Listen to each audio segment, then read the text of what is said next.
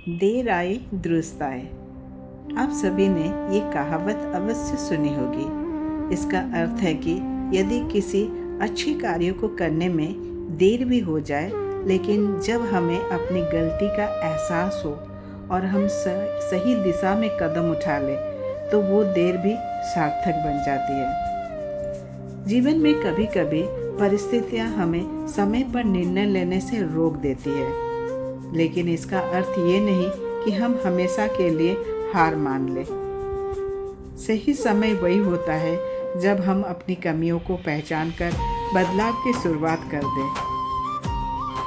इसी विचार पर आधारित आज मैं आपके लिए एक प्रेरणादायी कहानी लेकर आई हूँ, जिसका शीर्षक है बदलाव की शुरुआत। नमस्कार, मैं हूँ आपकी कहानीकार और प्रेरणादायी वक्ता कल्पना महाराणा। आप सभी का स्वागत है मेरी कलम मेरी आवाज़ की प्रेरणादायी कहानी के सफ़र में। एक शहर में रोहन नाम का एक युवक रहता था। बचपन से ही उसे पढ़ाई का बहुत अच्छा अवसर मिला था, लेकिन वो अपनी लापरवाही और आलस्य के कारण समय का सही उपयोग नहीं कर पाया। उसके माता पिता हमेशा उसे समझाते थे, बेटा समय बहुत अनमोल है, जो समय निकल जाता है वो वापस नहीं आता। लेकिन रोहन उनकी बातों को गंभीरता से नहीं लेता था। धीरे धीरे समय बीतता गया और जब उसके मित्र अपने जीवन में आगे बढ़ने लगे, तो रोहन को अपनी गलतियों का एहसास हुआ।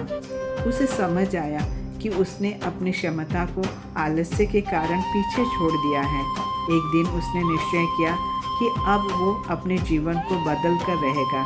उसने छोटे छोटे लक्ष्य बनाए, नियमित मेहनत शुरू की और हर दिन कुछ नया सीखने लगा।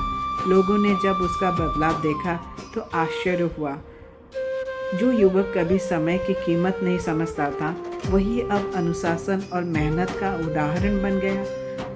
रोहन ने मुस्कुराकर कहा, काश मैंने पहले शुरुआत की होती, लेकिन अच्छा है कि मैंने सही समय पर अपनी गलती पहचान ली। क्योंकि जीवन में हार तब नहीं होती जब हम देर से शुरुआत करते हैं, हार तब होती है जब हम शुरुआत करना ही छोड़ देते हैं। गलती का एहसास होना ही सुधार की पहली सीढ़ी है। अगर आज हम सही दिशा में कदम बढ़ा दें, तो कल हमारी मंजिल जरूर बदल सकती है।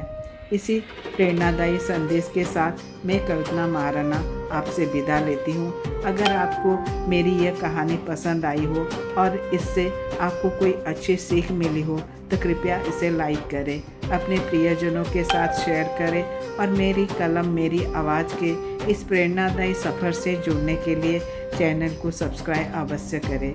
फिर मिलेंगे एक नई कहानी, नई सीख और नई प्रेरणा के साथ। धन्यवाद। नमस्कार।